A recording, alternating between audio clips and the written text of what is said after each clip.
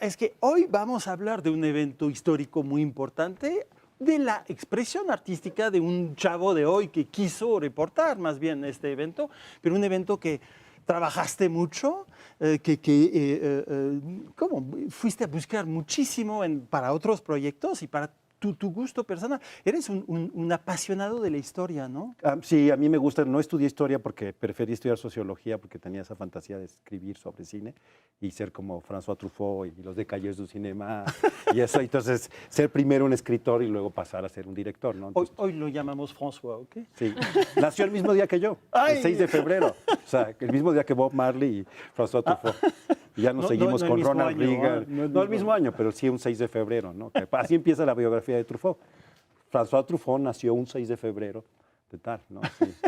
Pero bueno, los libros los traje un poco porque sí, a mí me encanta, se me hace muy interesante el proceso de la investigación, el research, el encontrar eso, creo que es de lo más importante. Yo siempre les digo cuando doy un taller o un curso o algo, investiga, investiga, investiga, y luego ya tienes el material, porque yo creo que el director tiene que tener como esa gran cabeza con toda la información para que ya nada más destile y le dé la información necesaria a los actores, al director de arte, y sepas que una pared tiene un color por algo, no nada más porque se ve bonito, porque está padre, porque hay una paleta de colores, sino porque tiene una intención dramática, pensar en el espacio como Antonioni, ¿no? Todos esos directores que fueron arquitectos como Fritz Lang o Antonioni, que tenían esta visión del espacio, ¿no? A mí me gusta eso, entonces siento que tengo que tener la mayor información posible para llegar con cada uno de los personajes y Y no hay decirles. una trampa en esto? O sea, te arriesgas a estar encarcelado en esto tenía que estar así, no sé qué, y la creatividad a veces necesita libertad, ¿no? No, yo creo que lo bueno es tener, eso lo va a suceder de todos modos, porque estás creando un mundo de ficción, ¿no? Cuando haces un mundo de ficción,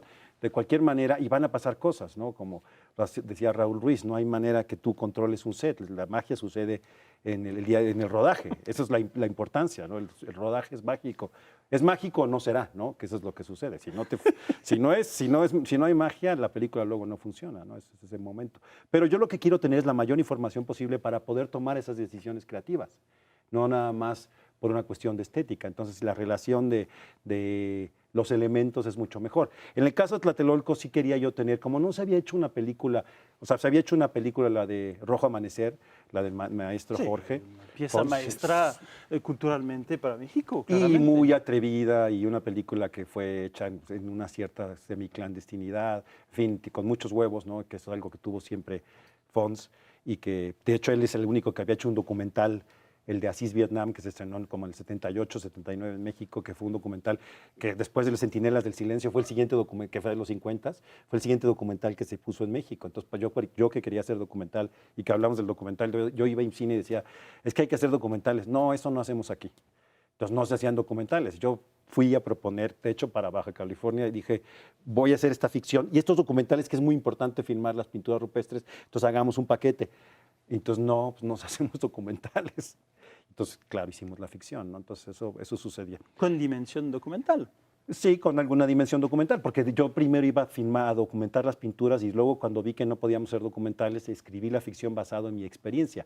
Yo fui, Damián Alcázar era mi alter ego, digamos, el tipo más urbano, más, con más cultura de ese tipo, ¿no?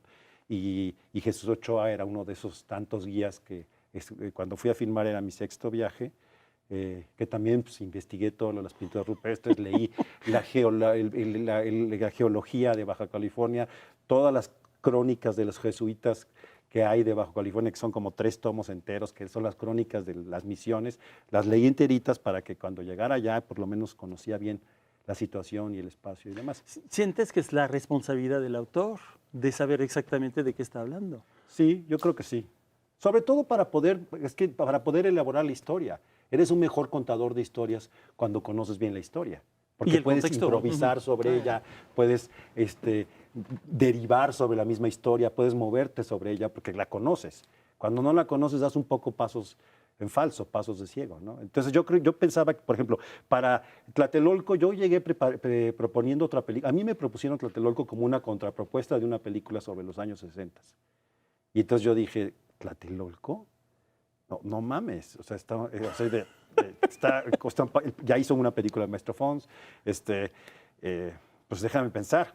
Y mi contrapropuesta fue, hagamos un documental de 1 hora 50, un largo documental, y yo voy a tener la oportunidad de entrevistar a los líderes y a la gente que tuvo que ver, y hice el esfuerzo de entrevisté a 80 personas, entre ellas a todos los líderes, muchos que ya se nos han muerto, ¿no? Como Raúl Álvarez Garín, Cabeza de Vaca, Marcelino Perelló, en fin, muchos que, Roberto Escudero, en fin, hay una gran cantidad de líderes estudiantiles que ya fallecieron, pero que yo los grabé en el año de 2008 para el 40 aniversario, que fue una gran marcha y que se celebraron el 40 aniversario. Entonces ya con toda esa información nos fuimos sobre el guión. Y eso fue cuando yo dije, no hay manera de contar esta historia en un largometraje, hay que hacer una serie.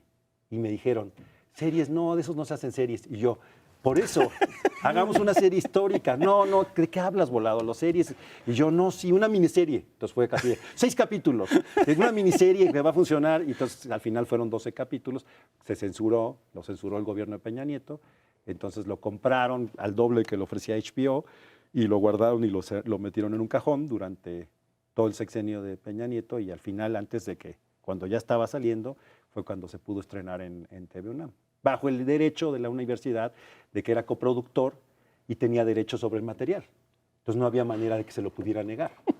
O sea, eres siempre en una postura política sin aparentemente estar ahí. O sea, Colosio se estrenó algunos meses, Andrés, Eso era con intención. Eso era con intención. Esa sí fue una campaña, era de, no puede ser que el PRI llegue al poder de nuevo. O sea, era así, fue un grupo de gentes que sí dijimos, hay que hacer algo. Hay que hacer algo para evitar que este señor llegue a la presidencia. Y teníamos razón. Y me acuerdo que te encabronabas porque no estaban en los puestos pirata, la película. Tú querías que esté allá. Claro, porque fue censurado. Ahí descubrimos que la piratería sí tiene dueño. Y el pulpo no es un pulpo. O sea, sí hay una mano negra. ¿Me entiendes? Ahí yo descubrí que había mano negra y que había control. Y sí lo descubrieron porque vinieron a hacer un documental sobre la piratería que estaban haciendo sobre el mundo y entrevistaron a varias gentes en Tepito y fuera de cámara o con grabación, ya sabes, alterada, dijeron, tenemos prohibido vender esa película. Aquí no nos las dan, sino hay problemas. Si sacamos esa película, entonces decías, porque también se hablaba que la piratería la controlaban los Zetas, la relación de los Zetas con el PRI es evidente desde la época de Salinas, ¿no? Que fueron los que crearon el grupo de la GRA, pues los grupos paramilitares que mandaron a proteger al cartel del Golfo, que se convirtieron luego en los Zetas. Entonces, es maravilloso. Contigo podemos pasar horas a escucharte. El problema es que tenemos un programa corto. Sobre Tlatelolco. Entonces, llegó Carayoto, mi vecino, y me dijo, vamos.